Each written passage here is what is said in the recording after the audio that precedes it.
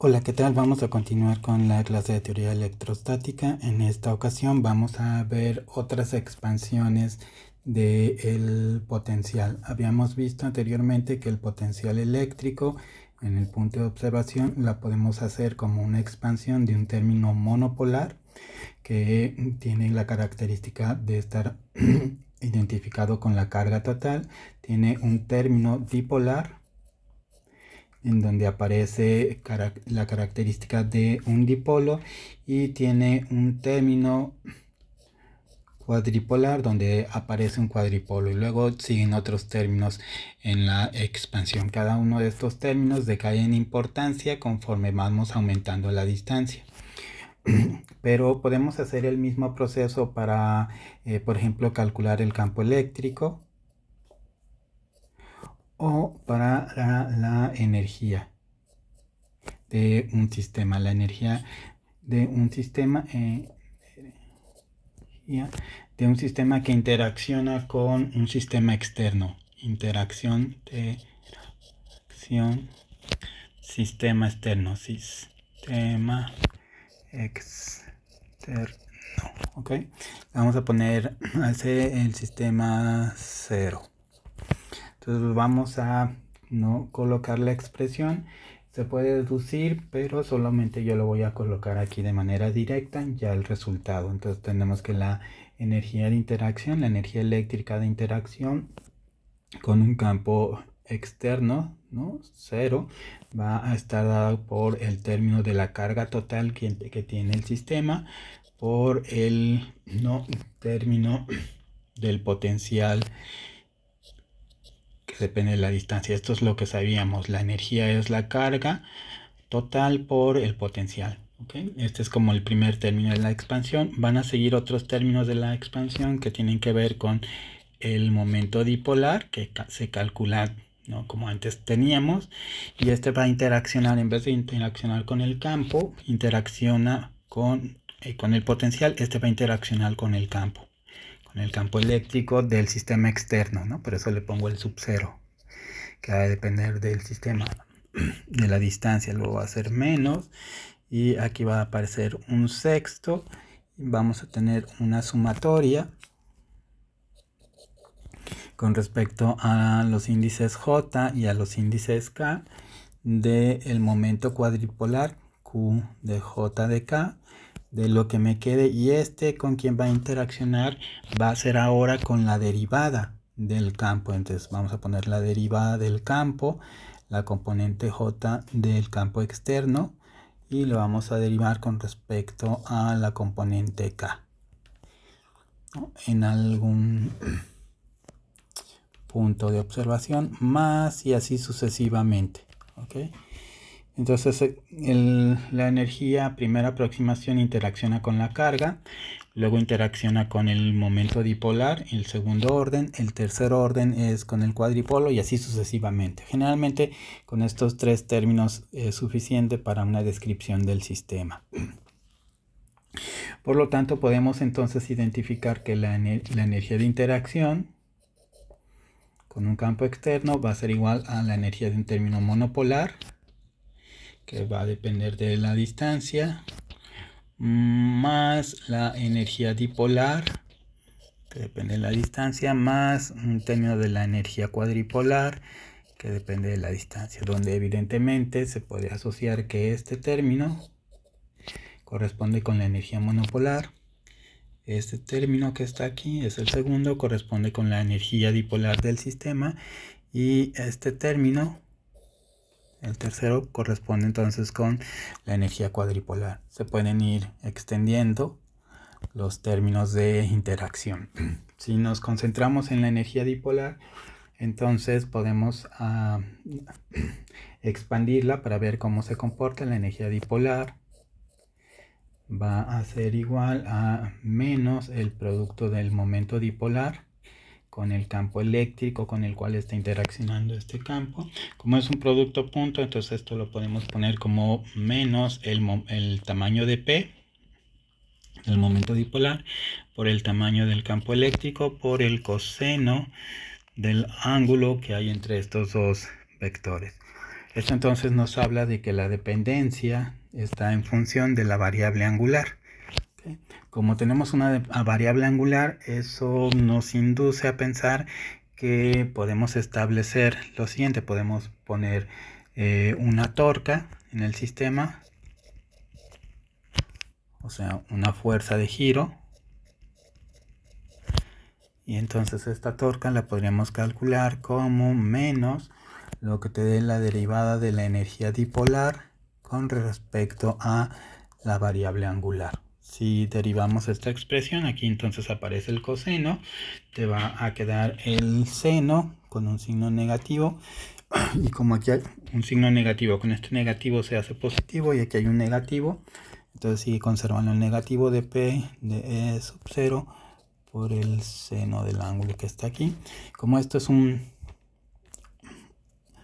término seno, entonces eso lo podemos poner como menos el tamaño de lo que te quede P producto cruz con el campo eléctrico externo. Le ponemos tamaño para que nos dé el tamaño simplemente del vector.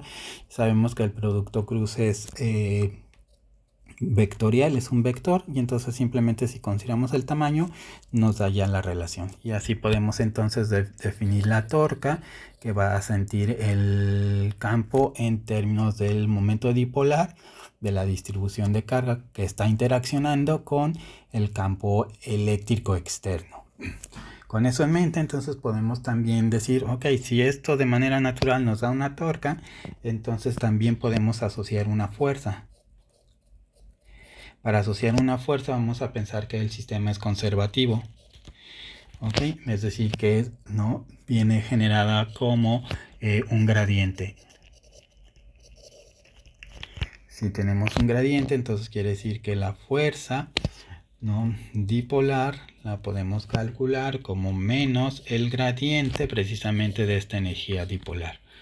¿Okay? Si sustituimos, ¿no?, entonces eso quiere decir que te va a quedar menos el gradiente de lo que te quede menos P por E. Entonces sustituimos y aquí te queda P punto P vector por el campo eléctrico externo con quien está interactuando. El signo menos sale, entonces esto te queda positivo del gradiente del producto punto de dos vectores.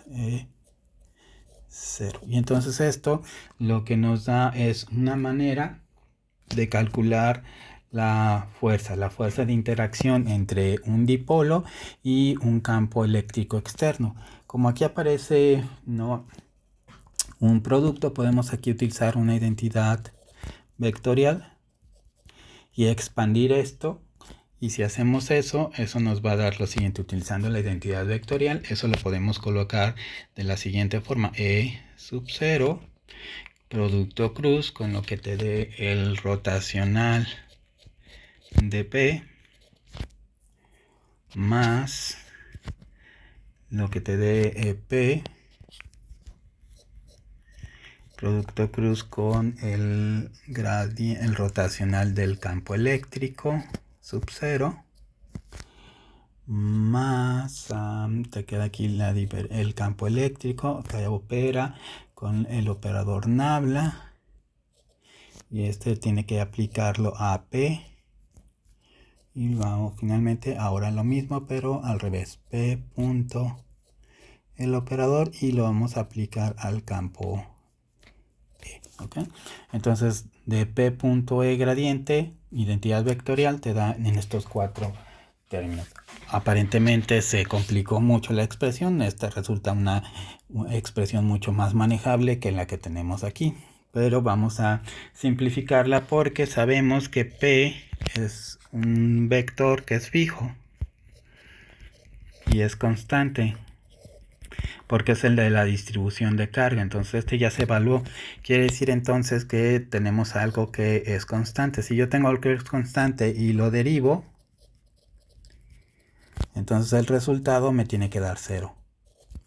Con eso en mente, entonces vean, aquí tenemos este que está aquí, es un operador de derivada, ¿no?, complicado porque es el rotacional, pero le va a aplicar a un vector constante. Entonces este va a estar derivando un vector constante, por lo tanto este término va a ser igual a 0.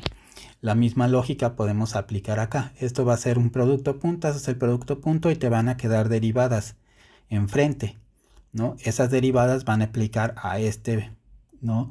Vector P, pero este vector P es constante. Entonces cuando lo deriven, vayamos a derivar, otra vez esto nos va a dar 0, ¿ok?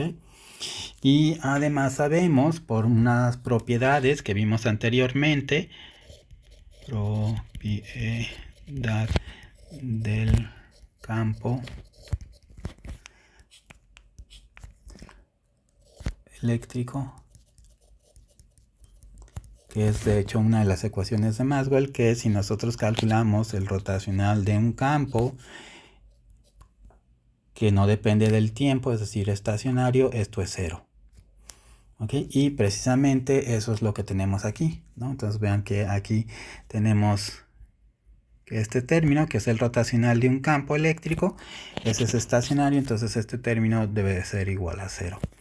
Por lo tanto, los tres términos primeros en la expresión se cancelan y esto entonces nos dice que la fuerza de una distribución dipolar la puedes calcular como lo que te dé el producto punto del momento dipolar por el operador Nabla, y eso lo haces operativo, lo aplicas sobre el campo eléctrico externo, y esta es otra expresión que podemos utilizar para calcular la fuerza. La fuerza de interacción entre un momento dipolar y un campo eléctrico externo. ¿Ok?